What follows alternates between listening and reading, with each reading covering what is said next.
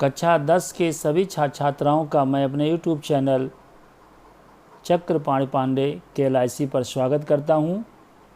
कल मैंने आपका क्लास नहीं लिया था, कुछ कारण था। आज फिर से मैं आपका ऑनलाइन क्लास ले रहा हूं। आशा है आप सभी छात्रों ने और छात्राओं ने अपने अपने ग्रुप बनाकर मेरे यूट्यूब चैनल को सब्सक्राइब कर लिया होगा और इसके माध्यम से आप पढ़ाई कर रहे होंगे। मेरे पास किसी बच्ची का चूँकि कोई भी फ़ोन नंबर नहीं है और आपके कक्षा अध्यापक से मेरा कोई संपर्क नहीं हो पा रहा है, इसलिए ज़्यादा से ज़्यादा जो भी छात्राएं इस चीज़ को जान रही हैं कि सर पढ़ा रहे हैं, तो आप एक दूसरे को बता करके, छात्र भी ऐसा कर करके उसको सब्सक्राइब करके पढ़ने की कोशिश करें। परसों मैंने आपको टाइप्स ऑफ सेंटेंस के बारे में बताया था। एक बार मैं रिवीजन कर दूं। सेंटेंस मैंने आपको बताए थे 4 प्रकार के होते हैं, वैसे 5 प्रकार के भी लोग मानते हैं, लेकिन 4 प्रकार के सेंटेंस को मैंने आपको बताया था। पहला असर्टिव सेंटेंस, दूसरा इंट्रोगेटिव सेंटेंस, तीसरा इम्परेटिव सेंटेंस और चौथा एक्सक्लेमेटिव सेंटेंस और पांचवा ऑप्टेटिव सेंटेंस। असर्टिव सेंटेंस के 2 भाग मैंने आपको बताए थे, अफर्मेटिव सेंटेंस या पॉजिटिव सेंटेंस और दूसरा नेगेटिव सेंटेंस। आज हम असर्टिव सेंटेंस की चर्चा करेंगे। असर्ट मीन्स स्वीकार करना। अगर हम सूचना देना, हम किसी बात की सूचना देते हैं, उसको हम स्वीकार करते हैं, तो वो अफर्मेटिव सेंटेंस के अंतर्गत आता है। ये वाक्य जिनके द्वारा सकारात्मक सूचना प्राप्त होती है सकारात्मक वाक्य कहलाता है। जैसे the sun gives us light, सूरज हमें प्रकाश देता है। We shall go to Dehradun tomorrow, हम कल देहरादून जाएंगे। तो ये जो सारी चीज़ें मैं आपको बता रहा हूँ, ये विभिन्न प्रकार के टेंस में हो सकता है। हर टेंस में पॉजिटिव सेंटेंस आता है, अफर्मेटिव सेंटेंस आता है। इस बात का ध्यान रखिएगा, जब हम आपको टेंस पढ़ाएंगे तब टेंस में भी सेंटेंस आएगा। तो इस बात का ध्यान रखिएगा कि हम टाइप्स ऑफ सेंटेंस पढ़ा रहे हैं, तो हम आपको अफर्मेटिव सेंटेंस के बारे में, सकारात्मक वाक्य के बारे में बता रहे हैं, जिसका काम होता है सकारात्मक सूचना देना। अब दूसरा है नेगेटिव सेंटेंस। इसका असर्टिव सेंटेंस का दूसरा पार्ट है नेगेटिव सेंटेंस। ये वाक्य जिनसे नकारात्मक सूचना प्राप्त होती है वे नकारात्मक वाक्य कहलाते हैं। नकारात्मक सूचना क्या होती है? हर प्रकार के टेंस में अलग अलग तरीके से हम इसका इंटरप्ट कर सकते हैं। उसके नियम के अनुसार नकारात्मक हम बनाएंगे। जैसे I do not play any game, मैं किसी प्रकार का खेल नहीं खेलता हूँ, ये प्रेजेंट इंडेफिनिट टेंस का है। तो ये घबराने की बात नहीं है। आप सिर्फ इतना जानिए कि नकारात्मक और सकारात्मक वाक्य होता क्या है, जिसमें नहीं शब्द का प्रयोग हो, ना शब्द का प्रयोग हो, जिसमें नकारात्मक सूचना प्राप्त होती है। अलग अलग टेंस में अलग अलग नियमों के अनुसार इसका हम अनुवाद करते हैं। ऐसे सकारात्मक वाक्य में अलग अलग टेंस में अलग अलग नियमों के अनुसार इनका हम अनुवाद करते हैं। सिर्फ आपको ध्यान ये रखना है कि सकारात्मक किसे कहते हैं, नकारात्मक किसे कहते हैं। जैसे my mother is not cooking food, मेरी माताजी भोजन नहीं पका रही हैं। अब ये प्रेजेंट कंटिन्यूअस टेंस में हो गया। तो अलग अलग तरीकों में हम इसको बना सकते हैं। दूसरा मैंने आपको बताया इंट्रोगेटिव सेंटेंस। इंट्रोगेटिव क्या है? प्रश्नवाचक वाक्य, जिसमें प्रश्न पूछा जाता है। देखिए, प्रश्नवाचक वाक्य 2 प्रकार का होता है। एक वो प्रश्नवाचक वाक्य जिसका उत्तर हम यस या नो में देते हैं, अर्थात हाँ और ना में, जिसके उत्तर में हमें कुछ बोलना नहीं पड़ता है, सिर्फ सर हिलाकर ही हम उत्तर दे सकते हैं, हाँ ना।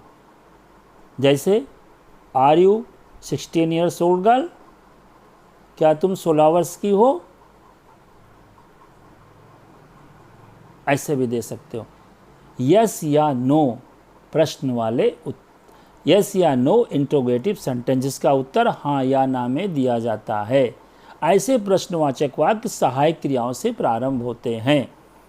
जैसे are you writing a letter? No, I am not writing a letter. Yes, I am writing a letter. हाँ या ना में। और एक प्रश्नवाचक वाक्य होते हैं जिनके प्रश्न के उत्तर में हमें कुछ ना कुछ कहना या बोलना पड़ता है। ऐसे प्रश्नवाचक वाक्य WH वाले प्रश्नवाचक शब्दों से प्रारंभ होते हैं। What do you mean about WH? W means what, where, who, whose, whom, why, और H मीन्स हाउ।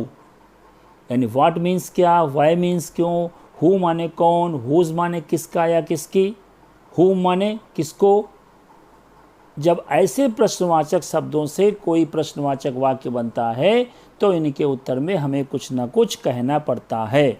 जैसे हु टीचेज यू इंग्लिश, तुम्हें अंग्रेजी कौन पढ़ाता है? लिख दीजिए mister Ramesh teaches me English.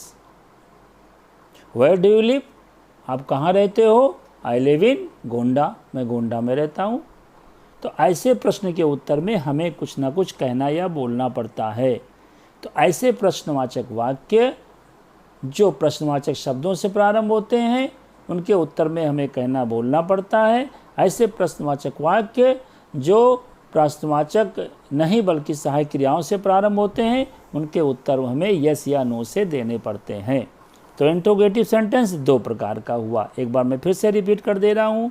पहला जो प्रश्नवाचक वाक्य प्रश्नवाचक शब्दों से प्रारंभ होता है, दूसरा प्रश्नवाचक वाक्य जो सहायक क्रियाओं से प्रारंभ होता है। ये किसी भी टेंस में हो सकता है। अभी टेंस को हम आपको नहीं पढ़ा रहे हैं, अभी सिर्फ सेंटेंस को बारे में बता रहे हैं। तीसरा है इम्परेटिव सेंटेंस। इम्परेटिव सेंटेंस जैसे इम्प्रेस से ही बना है, दबाओ, इसको हिंदी में बोलेंगे आज्ञा सूचक वाक्य। देखिए जिन वाक्यों में आज्ञा, सलाह, प्रार्थना, प्रस्ताव, सुझाव आदि का भाव प्रकट होता है उन्हें हम इम्परेटिव सेंटेंस कहते हैं। इसमें जो कर्ता होता है यू छिपा रहता है। इसमें सहायक क्रिया को प्रथम अवस्था में रख करके हम वाक्य का अनुवाद करते हैं। जैसे कम हियर, यहाँ आओ, गो दियर, वहाँ जाओ, stand up on the bench, bench पर खड़े हो जाओ, डू नॉट अब्यूज़ एनीवन। एक बात का ध्यान रखिएगा, यहाँ नकारात्मक वाक्य में सिर्फ डू नॉट का प्रयोग करेंगे। किसी को गाली मत दो, do not abuse anyone. Do not tell a lie, झूठ मत बोलो। तो आर्डर भी होता है, सलाह भी होती है, प्रार्थना भी होता है, please give me A cup of water, A cup of T, a glass of water, कृपया मुझे एक गिलास पानी दीजिए, ये प्रार्थना आप कर रहे हो। कृपया मुझे एक कप चाय दीजिए, प्रार्थना कर रहे हो। तो जो इम्परेटिव सेंटेंस होता है उसे हम आज्ञा सूचक वाक्य कहते हैं। आज हम आपको इतनी ही पढ़ाई करेंगे ताकि आप इसको समझ पाएँ। आज मैंने आपको असर्टिव सेंटेंस के दोनों भागों के बारे में, अफर्मेटिव नेगेटिव के बारे में बताया, इंट्रोगेटिव के बारे में बताया और इम्परेटिव सेंटेंस के बारे में बताया। अभी हम इस जो मैंने आपको बताया है, पढ़ाया है, इसको हम आपके डिस्क्रिप्शन बॉक्स में डाल देंगे। वहाँ से आप इसका नोट्स बना लीजिए और ज़्यादा से ज़्यादा ऐसे वाक्यों का अनुवाद कीजिए। जैसा कि अंत में मैं आपको हमेशा रिक्वेस्ट करता हूँ आपसे कि सबसे पहले तो आप आरोग्य सेतु को अपने मोबाइल में डाउनलोड कर लीजिए और ज़्यादा से ज़्यादा बच्चों को आरोग्य सेतु डाउनलोड करने की सलाह दीजिए। और तीसरी चीज़, कोरोना वायरस से बचने में आप बहुत बड़ा योगदान दे सकते हैं।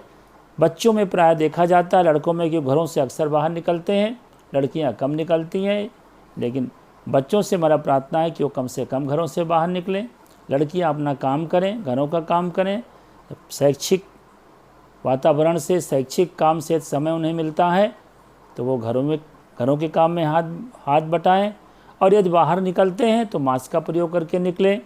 बाहर आने पर सैनिटाइज़र का प्रयोग करें अथवा साबुन से हाथ धोएं और ज़्यादा से ज़्यादा हो सके तो लोगों से कम मिलें। भीड़ भाड़ वाले स्थानों पर कम खड़े हों, दूरी बनाकर रखें लोगों से। इससे आपका भला होगा, हमारा भला होगा, और यदि आपका भला होगा तो देश आगे बढ़ेगा, सरकार का भला होगा, प्रशासन का सहयोग आप करें और ज़्यादा से ज़्यादा लोगों को इसके बारे में जागरूक करें। लेकिन घर के बाहर नहीं निकलें। आप अपने मोबाइल के द्वारा या किसी और माध्यम के द्वारा लोगों को अपनी आवाज़ पहुंचाएं। बहुत बहुत धन्यवाद। आपका दिन शुभ हो।